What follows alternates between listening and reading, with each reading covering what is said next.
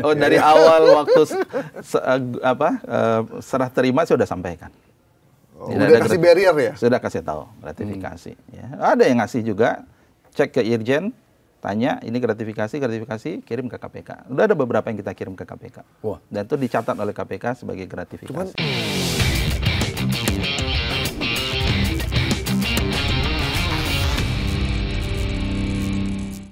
Pak, ini kan Pak Iseli udah banyak rencana ya.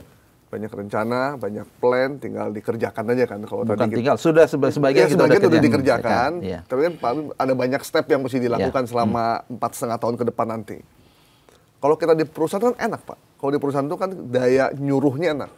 Kita ngajak kerjain, kalau nggak kerjain ya kita ganti segala macam. Tapi kan Bapak ini sekarang ada di birokrasi. Ya. Nah, kan tidak semudah yang kita bayangkan ternyata. Ya kalau semudah rambut saya nggak putih. Apalagi dari akademisi kemudian ke birokrasi, gitu kan ya? Gitu.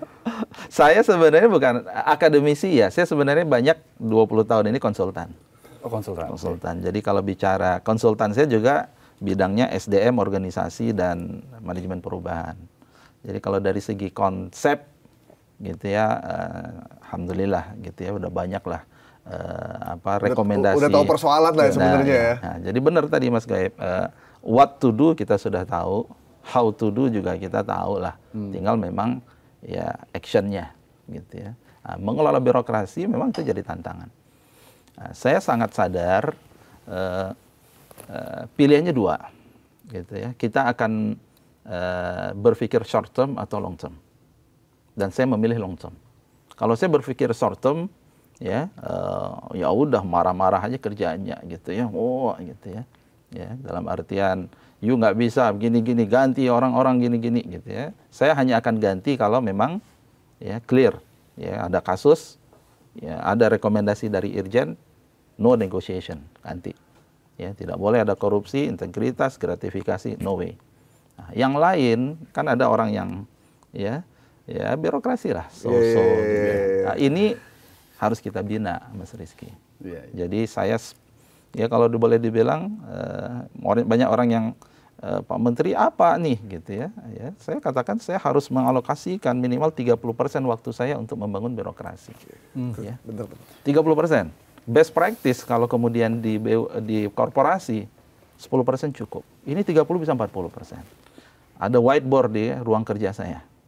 Whiteboard. Eselon 2, Eselon 1 datang, saya jelasin. Bukan ngajar kuliah ya. Ini loh, menstrukturkan permasalahan itu begini loh. Gitu ya. Coba layanan kamu tuh kayak apa? Nggak sistematis dia. Coba saya bantu tulisin. Benar nggak proses sertifikasi K3 itu apa yang kamu lakukan? 1 ini, 2 ini, 3 ini. Nah, komentar teman-teman itu bangkit nih profesornya kata dia. Gitu. Dan kita kemarin keluar dengan tagline, HUT ke-78 Kemenaker. 78 tahun loh. Nice place to grow. Saya ingin memberi nice place to grow. Saya ingin memotivasi teman-teman.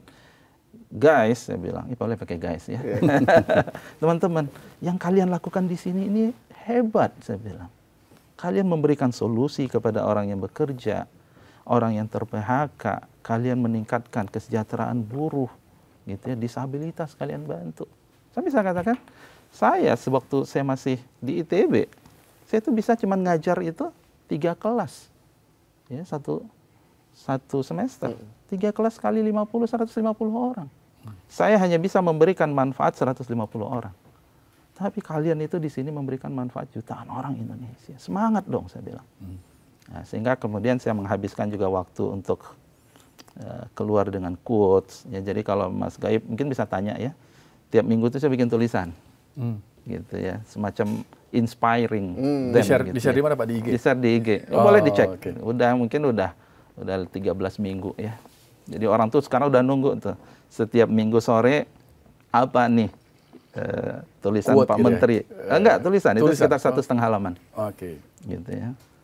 That's menurut saya udah 20 tahun jadi konsultan. I believe that ya leadership itu bicara di situ. Ya. Jadi kita harus bisa memberikan inspirasi, ya. Tapi saya juga warning mereka, jangan coba-coba. Ini bukan berarti kemudian saya humanis dianggap tidak tegas, begitu ya.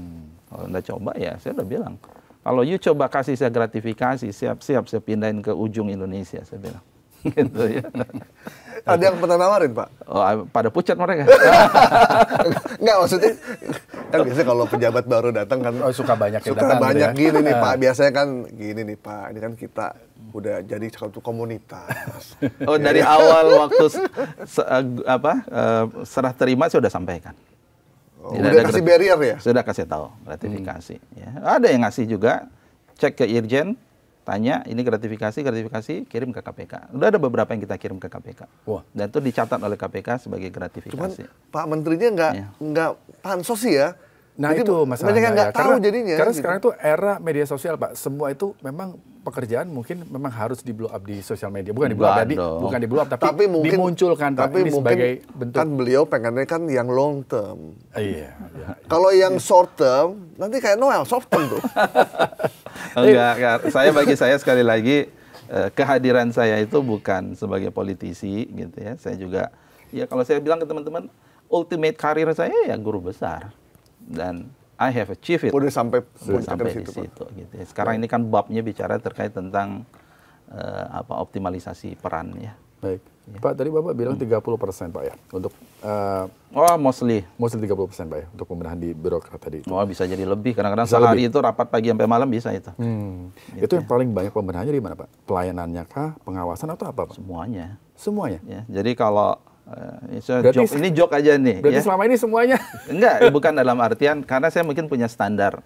Karena selama ini kan saya jadi konsultannya kan multinational companies ya, BUMN banyak gitu. Banyak hal yang harus kita bereskan. Bahkan ada joknya mau dengar jokes gitu ya. Kan saya ada staff yang ngatur jadwal saya ya. Ya, gitu ya. Oh, dia berusaha tuh. Ya, kalau jadwal saya kosong, gitu, saya udah siap. Oh, kosong besok saya kosong jam berapa? Jam 10 Pak Menteri, ya udah panggil dirjen itu dan tim. Gitu saya gitu. Jadi mereka itu berusaha sekarang kalau bisa jadwal saya padat begitu. Kalau jadwal kosong ada yang dipanggil ya? Pasti, nggak ada kosong. Pasti kita cek, kita diskusi. Dan saya alhamdulillah dalam banyak kesempatan saya sampaikan kepada mereka 10 bulan, sekarang udah bulan ke-11 saya hadir di kementerian, terlepas ada kasus KPK gitu ya. Ya saya katakan saya bangga dengan kalian gitu ya. Ya, dari artinya semua siap berproses, semua siap untuk berubah. Ada yang bilang sebenarnya Pak, teman-teman PNS di kementerian itu sebenarnya mereka tuh pinter-pinter, hebat-hebat, dan sebenarnya dia menguasai persoalan. Yeah. Cuman kadang lingkungan dan kebiasaan yang udah dibangun bertahun-tahun di sini membuat akhirnya mereka orang baru yang ingin perubahan, akhirnya larut juga ke dalam lingkungan yang udah sebegitu kuatnya. Ya mungkin tadi bahasa saya semua ya. Tadi kan Mas Riki nanya semua, ya semua. Karena dalam paradigma kita ya continuous improvement. There is no best way, there is always better way. People, kompetensi, makanya a nice place to grow. Ada seseorang yang udah bekerja 20 tahun, sudah growingnya seperti apa sih? Ya, harusnya kamu itu kalau 20 tahun udah dikenal dong dengan policy briefnya udah apa, tapi ternyata kan belum. Ini kan kita punya PR. Bangga. Proses, ya, apakah sudah kita memang digitalisasinya udah bagus apa belum? Itu ternyata juga masih punya PR, gitu ya. Budaya untuk kita saling support, teamwork itu juga belum, gitu ya. Ya semuanya itu saya bilang. Dan walaupun kita sudah terus improve, saya mengatakan there is always room for improvement. Gitu ya. Selalu. Jadi kalau ditanya dimanapun saya katakan semuanya harus kita bereskan. Ya. Oke. Pak Menteri, usul boleh Pak ya saya Pak? Membuat sebuah satu wadah yang itu bisa Pak Menteri dengan masyarakat luas bisa langsung berkomunikasi. Misalnya katakanlah dengan banyaknya kasus PHK, misalnya sapa Pak Menteri gitu. Jadi orang bisa langsung berkomunikasi dengan Pak Menteri karena kan kalau masalah PHK kan banyak persoalan Pak ya. Kadang-kadang orang ketika di PHK ya mereka dengan kesulitan-kesulitan yang ada mereka ya hanya menerima apa aja gitu yang sudah terjadi dalam hidupnya. Sementara mungkin dalam proses PHK-nya ada masalah-masalah yang itu harus dikomunikasikan. Bingung mau kemana gitu Pak. Kira-kira gimana Pak? Ada nggak Pak rencana-rencana untuk itu? Ya balik lagi tadi, saya ingin istilahnya Mas Gaib kan long term ya.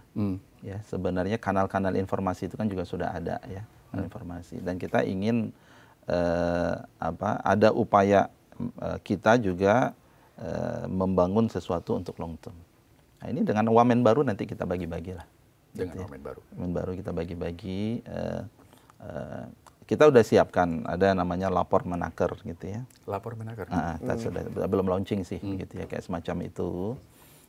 Tadi kita udah tahu kok ya, masalahnya itu ini ketika kita buka juga muncul semua gitu ya. Tapi masalahnya apakah kita akan terus jadi firefighter atau kita akan membangun sesuatu. Nah, makanya ada regulasi yang ada solusi itu regulasi. Ada solusinya itu kita harus kuatkan pembinaan kita dengan pemerintah daerah. Ada yang solusinya itu memang kadang-kadang kita harus sidak gitu ya. Ada solusinya itu di kompetensi, capacity building gitu ya. Jadi itu nanti, tapi saya catat itu sebagai suatu masukan. Pak Menteri.